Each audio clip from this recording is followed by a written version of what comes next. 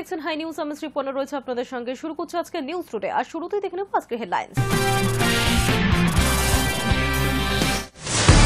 জীবন কৃষ্ণকে গ্রেফতার করল ইডি। বর্গা থেকে গ্রেফতার তৃণমূল বিধায়ক। বিধায়কের নামে নিয়োগ দুর্নীতি মামলার তদন্ত চলছিল আগেই। খাস কলকাতার রাজাবাজারে আইনজীবীকে এলোপাথারি কোপ দুষ্কৃতীদের। বাড়িতে ঢোকার মুখে 4 থেকে 5 জন তার উপর চড়াও হয় বলে অভিযোগ। হামলার কারণ জানতে শুরু তদন্ত। সোমবার থেকে শুরু কলকাতা মেট্রোর হলুদ কমলা লাইনে যাত্রী পরিষেবা। কিন্তু প্রশ্ন হচ্ছে, এত বড় মেট্রো নেটওয়ার্ক চালানোর জন্য পর্যাপ্ত কর্মী আছে তো? 26-এর বিধানসভা নির্বাচনকে পাখির চোখ করে প্রচারে বঙ্গ বিজেপি। মহালয়ার আগে ফের বাংলায় আসবেন মোদী। 2025 সালে প্রত্যেক সাংগঠনিক বিভাগে প্রধানমন্ত্রীর একটি করে জনসভা হবে।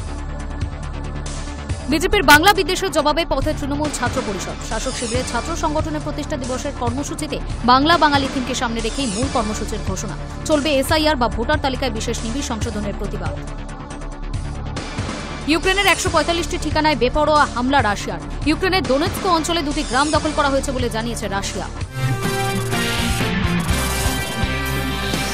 ইডির হাতে গ্রেফতার হলেন বড়োয়া তৃণমূল বিধায়ক জীবন কৃষ্ণ সাহা। শিক্ষক নিয়োগ দুর্নীতি মামলায় কিনারার অ্যাকশনে কেন্দ্রীয় তদন্তকারী সংস্থা। সোমবার সকাল থেকে রাজ্যের অন্তত 4 জায়গায় বাড়ল ইডির সক্রিয়তা। শুরু হয়েছে তল্লাশি।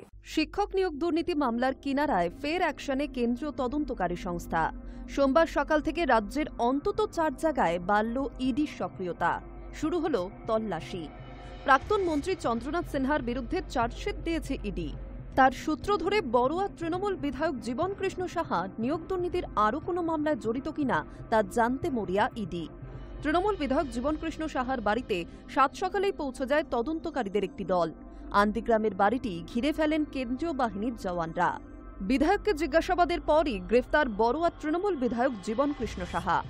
এছাড়া বিধায়কের বাড়ির অদূরে মহিষগ্রামের বাসিন্দা বেসরকারি ব্যাংক কর্মী রাজেশ ঘোষের বাড়িতেও হানা দেয় ইডির আরও একটি দল। সোমবার সকালে ইডির অভিযান বীরভূমের সাঁইতিয়াতেও। সেখানকার তৃণমূল কাউন্সিলর মায়া সাহা, তিনিও নিয়োগ দুর্নীতিতে জড়িত সন্দেহে তল্লাশি শুরু করেছে ইডি। এছাড়া রাজ্যের আরও 2 জায়গায় ইডির অভিযান। বড়োয়া তৃণমূল বিধায়ক জীবন কৃষ্ণ সাহা নিয়োগ দুর্নীতি মামলায় সিবিআইয়ের হাতে গ্রেফতার হয়েছিলেন বছর 2 আগে। তার বাড়িতে তল্লাশি চালিয়ে দিনভর জিজ্ঞাসাবাদের পর কেন্দ্রীয় তদন্তকারীরা গ্রেফতার করেন তাকে। সেই সময় প্রমাণ লোপাটের উদ্দেশ্যে বিধায়ক নিজের মোবাইল ফোন বাড়ির পিছনে পুকুরে ছুঁড়ে ফেলে দিয়েছিলেন। কিন্তু তাতেও শেষ রক্ষা হয়নি। জীবন কৃষ্ণের বিরুদ্ধে অভিযোগ ছিল, তৎকালীন শিক্ষামন্ত্রী পার্থ চট্টোপাধ্যায়ের কাছে নিজের এলাকার বহু মানুষের চাকরির জন্য সুপারিশ করেছিলেন তিনি। মোটা টাকার বিনিময়ে সেসব চাকরি পাইয়ে দিয়েছিলেন বড়োয়ার বিধায়ক। তার বাড়ি থেকে তার কিছু কিছু প্রমাণও মেলে বলে দাবি সিবিআইয়ের। এবার ফের কেন্দ্রীয় তদন্তকারী সংস্থা ইডির হাতে গ্রেফতার বিধায়ক জীবন কৃষ্ণ সাহা। ইডি সূত্রে জানা যাচ্ছে, সম্প্রতি এই মামলায় বোলপুরের বিধায়ক তথা প্রাক্তন মন্ত্রী চন্দ্রনাথ সিনহার বিরুদ্ধে চার্জশিট দিয়েছে ইডি। তার সূত্র ধরে জীবন কৃষ্ণ নিয়োগ দুর্নীতির আরও কোনো মামলায় জড়িত কিনা তা জানতে মরিয়া ইডি। সেই কারণেই সোমবার ফের তদন্তকারীদের স্ক্যানারে বড়োয়ার বিধায়ক। অন্যদিকে জীবন কৃষ্ণের পিসি মায়া সাহা সাঁইথিয়া 9 নম্বর ওয়ার্ডের তৃণমূল কাউন্সিলর। নিয়োগ দুর্নীতিতে তিনিও জড়িত বলে সন্দেহ করছে ইডি। তাই তার বাড়িতেও তল্লাশির পর গ্রেফতার বিধায়ক। সব মিলিয়ে শিক্ষক নিয়োগ দুর্নীতির কিনারা করতে ফের তৎপরতা বাড়ালো কেন্দ্রীয় তদন্তকারী সংস্থা। Hi news Network. বিজেপির বাংলা বিদ্বেষের জবাবে এবার পথে নামছে তৃণমূল ছাত্র পরিষদ। আর 3 দিন পরেই রেড রোডে গান্ধী মূর্তির পাদদেশে শাসক শিবিরের ছাত্র সংগঠনের প্রতিষ্ঠা দিবসের কর্মসূচি। বাংলা বাঙালি থিমকে সামনে রেখেই মূল কর্মসূচির ঘোষণা। চলবে এসআইআর অথবা ভোটার তালিকায় বিশেষ নিবিড় সংশোধনের প্রতিবাদ। বিজেপির বাংলা বিদ্বেষের জবাবে এবার পথে নামছে তৃণমূল ছাত্র পরিষদ। আর 3 দিন পরে রেড রোডে গান্ধী মূর্তির পাদদেশে শাসক শিবিরের ছাত্র সংগঠনের প্রতিষ্ঠা দিবসের কর্মসূচি। বাংলা ও বাঙালি থিমকে সামনে রেখেই মূল কর্মসূচির ঘোষণা। চলবে এসআইআর বা ভোটার তালিকায় বিশেষ নিবিড় সংশোধনের প্রতিবাদও। এবারের কর্মসূচি অন্যান্য বারের সমস্ত রেকর্ড ছাপিয়ে 2 লক্ষ ছাত্রছাত্রীর ভিড়ের রেকর্ড করবে বলে দাবি ছাত্র নেতৃত্বের। যে কর্মসূচিকে সফল করতে এই প্রথম দলের ছাত্র নেতৃত্ব রাজ্য জুড়ে সফর করেছে, চলেছে প্রস্তুতি বৈঠক। কর্মসূচির প্রধান বক্তা তৃণমূল নেত্রী মুখ্যমন্ত্রী মমতা বন্দ্যোপাধ্যায়, দলের সর্বভারতীয় সাধারণ সম্পাদক অভিষেক বন্দ্যোপাধ্যায়। 26-এর বিধানসভা নির্বাচনকে কেন্দ্র করে নেতৃত্ব কী বার্তা দেয়, স্বাভাবিকভাবেই সবার নজর সেদিকেই। শনিবার সংগঠনের প্রতিষ্ঠাতা সভাপতি বৈশ্বনাথ চট্টোপাধ্যায়, বিধায়ক অশোক দেব সহ রাজ্য সভাপতি তৃণাঙ্কুর ভট্টাচার্যরা এই নিয়ে বৈঠক করেন। শেষ মুহূর্তের কিছু জরুরি পরামর্শের জন্য পরপর কিছু বৈঠকও রয়েছে। এসবের ফাঁকে রবিবার টিএমসিপির রাজ্য সভাপতি তৃণাঙ্কুর ভট্টাচার্য সভাস্থলে গিয়ে মঞ্চ প্রস্তুতি খতিয়ে দেখেন। বৈশ্বনাথ চট্টোপাধ্যায়ও জেলায় জেলায় ঘুরে একাধিক প্রস্তুতি মিটিং করেছেন। ইতিমধ্যে কর্মসূচির থিম সং মুক্তি পেয়েছে। সংগঠনের মূল বার্তা যে শিক্ষার অগ্রগতি এই গানের মূল মন্ত্র। 28 তারিখ টিএমসিপির মূল কর্মসূচির মঞ্চে বিশেষ চমক থাকছে বলে জানিয়েছেন তৃণাঙ্কুর। বিশেষ স্লোগান ওই দিন সকালে রিলিজ করা হবে। গান গাইবে রবীন্দ্র ভারতীর বিশেষ টিম। প্রতিবারের মতো বক্তব্য রাখবে নির্বাচিত কিছু ছাত্রছাত্রী। মনে করা হচ্ছে তাদের মধ্যে থেকেই আগামী দিনের নেতা নেত্রী উঠে আসবে, যারা বাংলা বাঙালির অস্মিতাকে সামনে রেখে লড়াই করবে বিজেপির বাংলা ও বাঙালির বিদ্বেষের বিরুদ্ধে। High news network.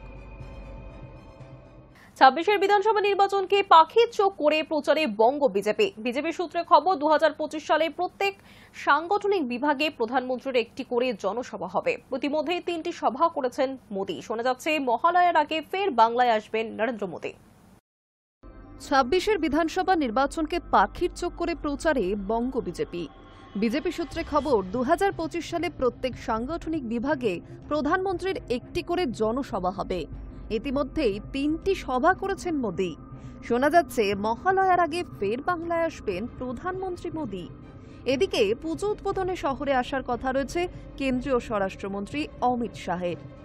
গত বিধানসভা নির্বাচনে 77টি আসন জিতেছিল বিজেপি। পরবর্তীতে একাধিক বিধায়ক দলবদল করায় বাংলায় আসন সংখ্যা কমেছে পদ্ম শিবিরের। আসন্ন বিধানসভা নির্বাচনে আসন বাড়াতে মরিয়া বঙ্গ বিজেপি। বিজেপির কেন্দ্রীয় পর্যবেক্ষক এবং রাজ্য নেতৃত্ব সূত্রে খবর, 2025 সালে প্রত্যেক সাংগঠনিক বিভাগে প্রধানমন্ত্রীর একটি করে জনসভা হবে। ইতিমধ্যে গত কয়েকদিনে 3 বার বঙ্গ সফরে এসেছেন খোদ প্রধানমন্ত্রী নরেন্দ্র মোদী। শোনা যাচ্ছে মহালয়ার ঠিক আগের দিন অর্থাৎ 20 সেপ্টেম্বর নবদ্বীপে একটি জনসভা করবেন তিনি। পুজোর পর জোর কদমে চলবে প্রচার। মোদী ও শাহ একাধিক বৈঠক করবেন বাংলায়, যদিও সফরের দিনক্ষণ এখনও নিশ্চিত করেনি বিজেপি। প্রসঙ্গত, গত শুক্রবারই বঙ্গে এসেছিলেন তিনি। বিকেল নাগাদ দমদম বিমানবন্দরে নামেন মোদী। মোট 3টি মেট্রো রুটের উদ্বোধন করেন তিনি। পড়ুয়া ও পরিযায়ী শ্রমিকদের সঙ্গে মেট্রো সফর করেন প্রধানমন্ত্রী। তারপর দমদমে সভা করেন তিনি। Hi news network.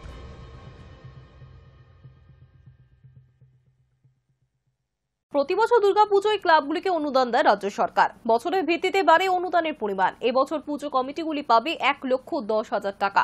জানিয়ে হাইকোর্টে উঠেছে প্রশ্ন। যেসব দুর্গাপুজো কমিটি খরচের হিসেব দেয়নি, তাদের অনুদান দেওয়া নিয়ে রাজ্যের অবস্থান কি জানতে চাইল কলকাতা হাইকোর্ট। খরচের হিসাব না দিলেও অনুদান দেওয়া হবে কেন, প্রশ্ন তুলল আদালত। সোমবার বিচারপতি সুজয় পাল এবং বিচারপতি স্মিতা দাসদের ডিভিশন বেঞ্চের পর্যবেক্ষণ। এর আগে সরকারি অনুদান নিয়ে কোথায় কত টাকা খরচ হচ্ছে তা নিয়ে পুজো কমিটিগুলিকে ইউটিলাইজেশন সার্টিফিকেট জমা দিতে বলা হয়েছিল।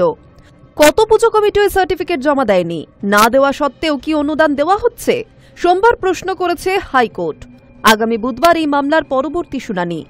ওই দিন রাজ্যকে হাইকোর্টে নিজেদের অবস্থান জানাতে হবে। রাজ্যের অ্যাডভোকেট জেনারেল কিশোর দত্তের সওয়াল, 2023 সালের মার্চ মাসে আদালতকে জানানো হয়েছিল 500টির বেশি পুজো কমিটিকে অনুদান দেওয়া হয়েছে। এর মধ্যে 36টি পুজো কমিটি ওই শংসাপত্র জমা দেয়নি। বিচারপতি পালের মন্তব্য, আমরা কোনো সংখ্যায় যেতে চাইছি না। গত বছর পর্যন্ত আদালতের নির্দেশ মেনে যেসব পুজো কমিটি শংসাপত্র জমা দেয়নি তাদের বিরুদ্ধে কি পদক্ষেপ করা হচ্ছে? তাদেরও কি অনুদান দেওয়া হবে? এজি জানান, পরবর্তী শুনানির দিন পুরো বিষয়টি আদালতের সামনে তুলে ধরবেন। দুর্গাপুজো কমিটিকে অনুদান দেওয়া নিয়ে হাইকোর্টে জনস্বার্থ মামলা দায়ের করেন সৌরভ দত্ত। সরকারি অর্থের অপব্যবহার হচ্ছে বলে তিনি অভিযোগ করেন। তার আইনজীবী বিকাশ রঞ্জন ভট্টাচার্য এবং শামীম আহমেদের সওয়াল, উপযুক্ত জায়গায় খরচ না করে জনগণের টাকা পুজো কমিটিগুলিকে বিলিয়ে দিচ্ছে সরকার। যদিও রাজ্যের বক্তব্য ছিল ওই টাকা জনগণের স্বার্থেই ব্যবহার করার জন্য দেওয়া হচ্ছে। তাদের যুক্তি, সেফ ড্রাইভ সেফ লাইফ নিয়ে সচেতনতা বৃদ্ধি করতে পুলিশ ওই টাকা খরচ করছে। এছাড়া কোভিড পরিস্থিতিতে বেশ কিছু বিধিনিষেধের জন্য খরচ করা হয়েছিল। সেই সময় হাইকোর্ট নির্দেশ দিয়েছিল সরকারি অনুদানের টাকা কোথায় খরচ হচ্ছে তা নিয়ে হিসেব দিতে হবে পুজো কমিটিগুলিকে। মামলাকারীর আইনজীবীর অভিযোগ, অনেক পুজো কমিটি সেই হিসাব জমা দেয়নি। এরপরে এই বিষয়ে রাজ্যের বক্তব্য জানতে চাইল হাইকোর্ট। কোনো পুজো কমিটি হিসেব না দিলেও তাকে কেন অনুদান দেওয়া হবে সেই প্রশ্নও তুলল হাইকোর্ট। High news network. সোমবার থেকে শুরু হলো কলকাতা মেট্রোর হলুদ কমলা লাইনে যাত্রী পরিষেবা আরো সহজ হয়ে গেল। কিন্তু প্রশ্ন উঠে যাচ্ছে, এত বড় মেট্রো নেটওয়ার্ক চালানোর জন্য পর্যাপ্ত কর্মী আছে তো? সোমবার থেকে শুরু হলো কলকাতা মেট্রোর হলুদ কমলা লাইনে যাত্রী পরিষেবা। ইয়োলো লাইনে নোয়াপাড়া থেকে জুড়ে গেল জয় হিন্দ বিমানবন্দর। ফলে নোয়াপাড়া থেকে দমদম ক্যান্টনমেন্ট, যশোর রোড হয়ে সোজা পৌঁছে যাওয়া যাবে কলকাতা বিমানবন্দরে। সময় লাগবে মাত্র 10 মিনিট। অন্যদিকে অরেঞ্জ লাইনে নিউ গড়িয়া থেকে হেমন্ত মুখোপাধ্যায় অর্থাৎ রুবি মোড় হয়ে মেট্রো চলবে বেলেঘাটা পর্যন্ত। নিউ গড়িয়া থেকে রুবি পর্যন্ত মেট্রো আগেই চলছিল। এবার বেলেঘাটা পর্যন্ত রুট সম্প্রসারণ হওয়ায় নিউ গড়িয়া থেকে সোজা যাওয়া যাবে সেক্টর 5। সময় লাগবে 23 মিনিট। এর আগে শুক্রবার ইস্ট ওয়েস্ট মেট্রো শিয়ালদা থেকে এসপ্ল্যানেড পর্যন্ত মেট্রো চলাচল শুরু হয়েছে। 2.5 কিলোমিটার পথ মাত্র 3 মিনিটে পার। কিন্তু প্রশ্ন হলো, এত বড় মেট্রো নেটওয়ার্ক চালানোর জন্য পর্যাপ্ত কর্মী আছে তো? মেট্রো রেলের কর্মচারী ইউনিয়নগুলোর দাবি, বিভিন্ন বিভাগে পর্যাপ্ত আধিকারিক ও কর্মীর অভাব রয়েছে। সমস্ত কিছু সামলে ঠিকঠাক পরিষেবা দেওয়াটাই এখন মেট্রোর কাছে নতুন চ্যালেঞ্জ। নোয়াপাড়া এই মুহূর্তে এমন একটি স্টেশন হয়ে দাঁড়াচ্ছে যাকে জংশন স্টেশন বলা চলে। তার কারণ, এই মুহূর্তে একদিকে মেট্রো নোয়াপাড়া থেকে ব্রিজি বা শহীদ ক্ষুদিরামে যায়, অন্যদিকে দক্ষিণেশ্বরের দিকেও এখান থেকে ট্রেন যায়। এবার নোয়াপাড়া থেকে যে নতুন লাইনের গত শুক্রবার প্রধানমন্ত্রী উদ্বোধন করেছিলেন, তার জেরে এবার থেকে সরাসরি এয়ারপোর্ট অবধিও পৌঁছে যাওয়া যাবে। এই নোয়াপাড়া এয়ারপোর্টের মেট্রো পরিষেবা শুরু হলো সোমবার থেকে। এয়ারপোর্ট থেকে নোয়াপাড়া আসতে 20 টাকা ভাড়া লাগবে। পরবর্তী সময় দমদম যেতে 30 টাকা খরচ হবে। ধর্মতলা পৌঁছতে 40 টাকা। গ্রিন লাইনও গত শুক্রবার জুড়ে গিয়েছে এবং পরিষেবাও শুরু হয়ে গিয়েছিল শুক্রবার দিনই। ইস্ট ওয়েস্ট মেট্রোর সঙ্গে জুড়ে যাওয়ার ফলে ধর্মতলা থেকে একদিকে শিয়ালদা, একদিকে হাওড়া স্টেশন বদল করেই যাওয়া যাবে। শিয়ালদা হোক বা হাওড়া, 50 টাকা ভাড়া। তবে এই মুহূর্তে মেট্রোর সর্বোচ্চ ভাড়া যদি এয়ারপোর্ট থেকে কেউ যাতায়াত শুরু করেন, ধর্মতলায় গিয়ে গ্রিন লাইন হয়ে কেউ যদি সেক্টর 5-এ যাওয়ার পরিকল্পনা করেন, তাহলে তাকে সর্বোচ্চ ভাড়া 70 টাকা দিতে হচ্ছে। এদিকে ইস্ট ওয়েস্ট মেট্রোর ক্ষেত্রে দেখা গিয়েছে, প্রথম দিনেই শুক্রবার সন্ধ্যের পর চালু হয়েছে। শনিবার কাজের দিন নয়, সবার অফিস থাকে না। তারপরও একদিনে ইস্ট ওয়েস্ট মেট্রো সমস্ত স্টেশন মিলিয়ে 25 লক্ষ টাকারও বেশি আয় করেছে। এখন দেখার এই অরেঞ্জ এবং ইয়োলো লাইনের ক্ষেত্রে পরিমাণটা কি দাঁড়ায়। High news network. হিমাচল প্রদেশের একটি অনুষ্ঠানে যোগ দিয়ে বিতর্কে জড়িয়েছেন বিজেপি সাংসদ অনুরাগ ঠাকুর। ঠিক কি বলেছিলেন তিনি? একটি স্কুলের অনুষ্ঠানে প্রথম মহাকাশচারীর নাম ছাত্রদের প্রশ্ন করেছিলেন সাংসদ। ছাত্রদের উত্তর ভুল বলে তার উত্তর ছিল হনুমানজি, আর তারপরে শুরু হয়েছে বিতর্ক। হিমাচল প্রদেশের উনা জেলায় ন্যাশনাল স্পেস ডে উপলক্ষে এক অনুষ্ঠানে যোগ দিয়েছিলেন বিজেপি সাংসদ ও প্রাক্তন কেন্দ্রীয় মন্ত্রী অনুরাগ ঠাকুর। সেখানে ছাত্রছাত্রীদের সঙ্গে কথোপকথনের সময় তিনি প্রশ্ন করেন, প্রথম মানুষ কে মহাকাশে গিয়েছিল? উপস্থিত ছাত্রছাত্রীরা একসঙ্গে উত্তর দেয় নীল আর্মস্ট্রং। কিন্তু অনুরাগ ঠাকুর পাল্টা বলেন, আমার মনে হয় তিনি ছিলেন হনুমানজি। এই ভিডিও পরে তিনি নিজেই সোশ্যাল মিডিয়ায় শেয়ার করেছেন।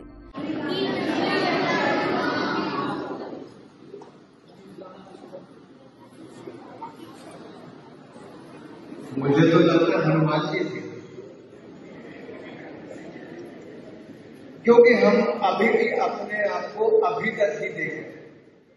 हम अपने हजारों वर्ष पुरानी परंपरा, ज्ञान, संस्कृति, जब तक हमें उसका ज्ञान नहीं होगा तो जो अंग्रेजों ने दिखाया हम वहीं तक सीमित होकर रह जाएंगे। तो मेरा फिर अनुरोध प्रिंसिपल महोदय से और आपके अध्यापकों से इतना ही रहेगा, टेक्स्ट बुक से बाहर निकल के जो हमारे वेद हैं, हमारी परंपराएं हैं, हमारा ज्ञान है, उस दिशा की ओर के अगर हम मिलकर देखें तो साथ बहुत कुछ देखने को मिलेगा। আর এখান থেকে শুরু হয়েছে বিতর্ক। একদিকে ছাত্রছাত্রীদের কথা ভুল, নীল আর্মস্ট্রংকে প্রথম মহাকাশচারী বলেছিল তারা, অথচ প্রকৃতপক্ষে 1961 সালে সোভিয়েত মহাকাশচারী ইউরি গ্যাগরিনই প্রথম পৃথিবীর কক্ষপথে ঘুরেছেন। আর্মস্ট্রং অবশ্য 1969 সালে প্রথম মানুষ হিসেবে চাঁদে পা রাখেন। অন্যদিকে একজন সাংসদ পুরাণ কথাকে ইতিহাসের সঙ্গে মিলিয়ে দাবি করেছেন হনুমান ছিলেন প্রথম মহাকাশযাত্রী। ফলে এখানে দুটি বড় ভুল সামনে এসেছে, শিক্ষার্থীদের সাধারণ জ্ঞানহীনতা এবং সাংসদের ইতিহাসের জায়গায় পৌরাণিক কাহিনী উপস্থাপন। ভারতের সংবিধানের 51A(h) অনুচ্ছেদে বলা হয়েছে, বৈজ্ঞানিক মানসিকতা ও যুক্তিবাদী চেতনা গড়ে তোলা রাষ্ট্রের কর্তব্য। সেই জায়গাতেই প্রশ্ন উঠছে, শিশুদের সামনে পৌরাণিক কাহিনী যদি বিজ্ঞানের স্থানে শেখানো হয় তবে শিক্ষার মান কোথায় দাঁড়াবে? অনুরাগ ঠাকুর অবশ্য যুক্তি দিয়েছেন, উপনিবেশবাদী শিক্ষার সীমারেখা ভাঙতে হবে এবং প্রাচীন ভারতীয় জ্ঞান ও সংস্কৃতির প্রতি গর্ব অনুভব করতে হবে।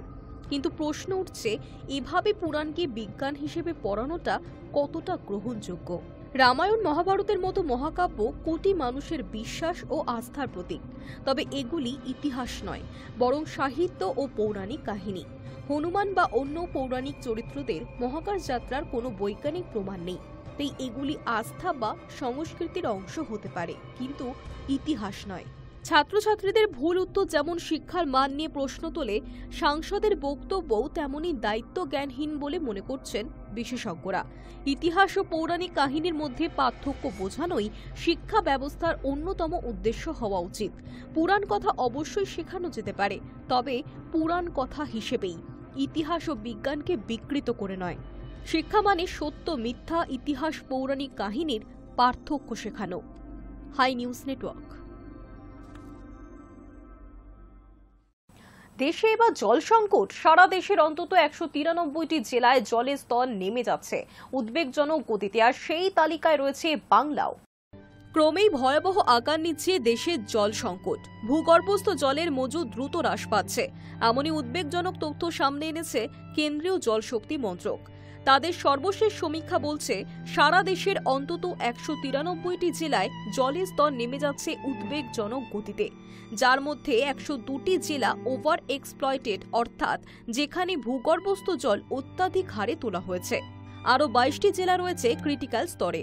আরও 69টি জেলাকে সেমি ক্রিটিক্যাল হিসেবে চিহ্নিত করেছে সেন্ট্রাল গ্রাউন্ড ওয়াটার বোর্ড। এই তালিকার শীর্ষে রয়েছে উত্তরপ্রদেশ, দ্বিতীয় স্থানে রয়েছে রাজস্থান এবং তৃতীয়তে তামিলনাড়ু। বিশেষজ্ঞরা বলছেন, উত্তরপ্রদেশের সামগ্রিকভাবে সবচেয়ে বেশি জেলা সংকটে রয়েছে, তবে ওভার এক্সপ্লয়েটেড জেলা নিরিখে দেশের মাথায় রাজস্থানই। এ রাজ্যের অন্তত 29টি জেলায় ভূগর্ভস্থ জল সবচেয়ে দ্রুত ফুরিয়ে যাচ্ছে। পরিসংখ্যান অনুযায়ী দেশের মোট 193টি জেলায় জল কষ্ট দেখা দিয়েছে। এর মধ্যে বাংলারও একটি জেলা রয়েছে, যাকে সেমি ক্রিটিক্যাল হিসেবে চিহ্নিত করা হয়েছে, তবে কেন্দ্রীয় রিপোর্টে কোনো জেলার নাম উল্লেখ করা হয়নি।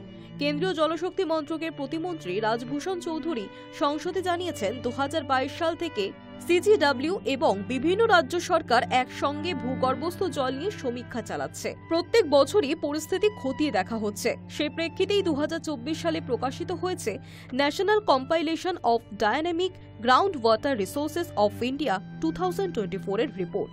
সেখানেই উঠে এসেছে এই 193টি জেলার কথা। পরিবেশবিদদের আশঙ্কা, এভাবে ভূগর্ভস্থ জল ফুরিয়ে গেলে মানুষের পাশাপাশি গোটা প্রাণী জগতও মারাত্মক হুমকির মুখে পড়বে। তাদের মতে, এখনই জরুরি ভিত্তিতে পদক্ষেপ না নিলে আগামী দিনে পরিস্থিতি ভয়াবহ হয়ে উঠতে পারে।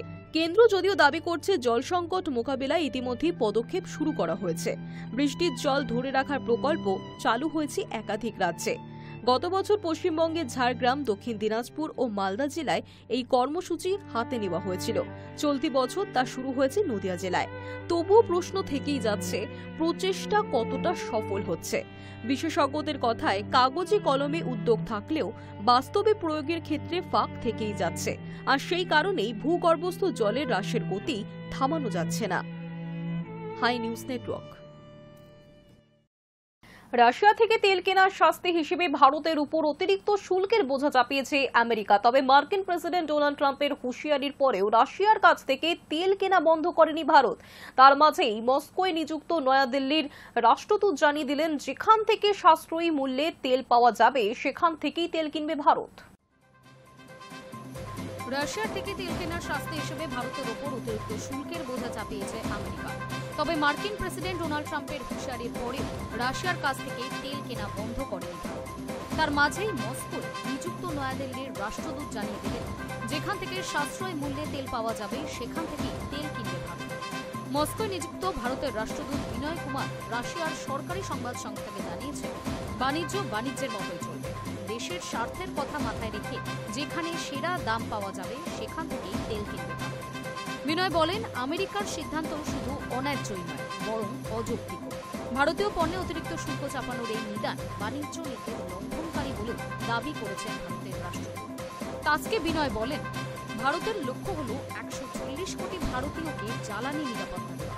তাছাড়া রাশিয়া সহ আরও কয়েকটি দেশের সঙ্গে ভারতের সহযোগিতা বিশ্বের তেলের বাজারে স্থিতিশীলতা আনতে সাহায্য করেছে। বিনয়ের কথায় ভারতের জ্বালানি সংক্রান্ত নীতি বহিরাগত রাজনৈতিক চাপে নয়, বরং দেশের মানুষের কথা ভেবে স্থির করা হয়। তাই দেশের স্বার্থ রক্ষার জন্য প্রয়োজনীয় সব রকম পদক্ষেপ করবে সরকার। সাম্প্রতিক সময়ে ভারত এবং আমেরিকার মধ্যে কূটনৈতিক টানাপোড়েন বেড়েছে। এর নেপথ্যে অন্যতম কারণ হল রাশিয়ার সঙ্গে ভারতের বাণিজ্যিক সম্পর্ক। রাশিয়ার কাছ থেকে খনিজ তেল কেনার জন্য ভারতের পণ্যের ওপর মোট 50% শুল্ক আরোপের কথাও ঘোষণা করেছে আমেরিকা। ট্রাম্পের অভিযোগ, ভারতের সঙ্গে ব্যবসার লভ্যাংশ ইউক্রেনের বিরুদ্ধে যুদ্ধে ব্যবহার করছে রাশিয়া। সম্প্রতি আলাস্কায় রুশ প্রেসিডেন্ট ভ্লাদিমির পুতিনের সঙ্গে বৈঠকও করেন মার্কিন প্রেসিডেন্ট। তার আগে ট্রাম্প দাবি করেন, অতিরিক্ত শুল্ক চাপানোর ফলে রাশিয়া থেকে তেল কেনা থেকে তিনি ভারতকে দূরে রাখতে পেরেছেন।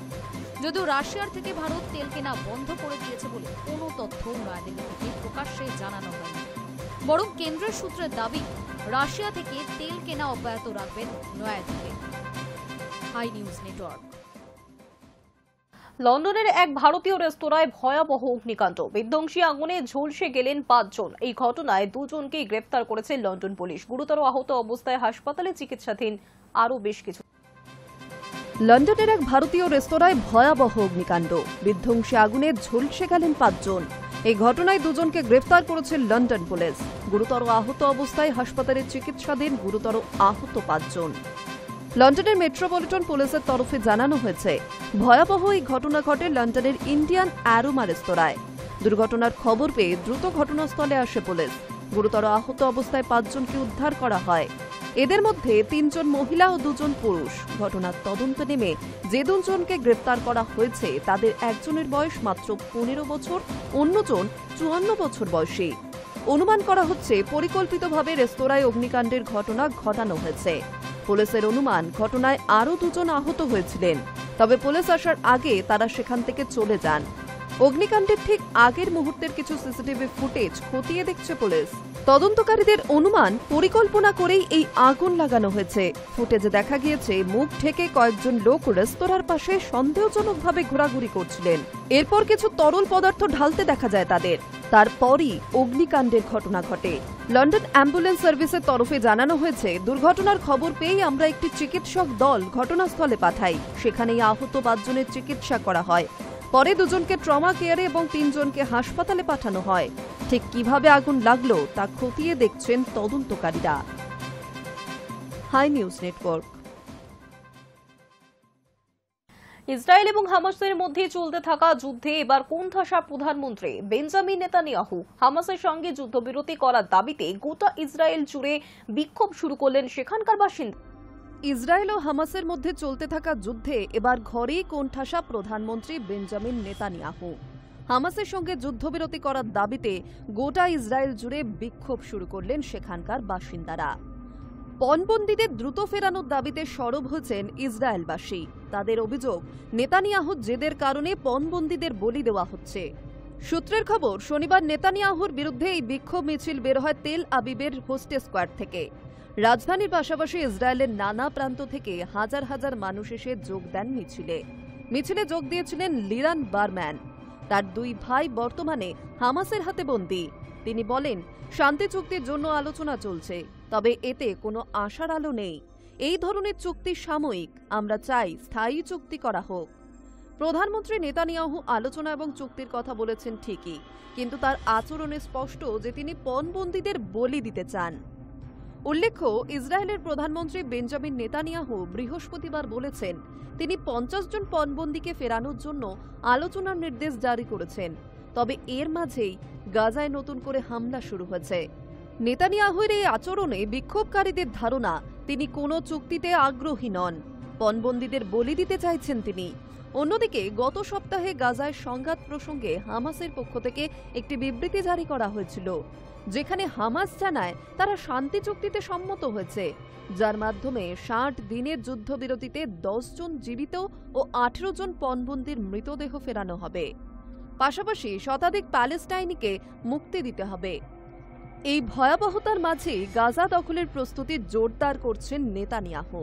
ইসরায়েল সেনা জানিয়েছে তাদের সেনারা ইতিমধ্যে গাজা শহরের জাইতুন এলাকা সহ বেশ কয়েকটি এলাকায় সক্রিয় রয়েছে এবং আগামী দিনে বড়সড় সামরিক অভিযান শুরু হতে চলেছে।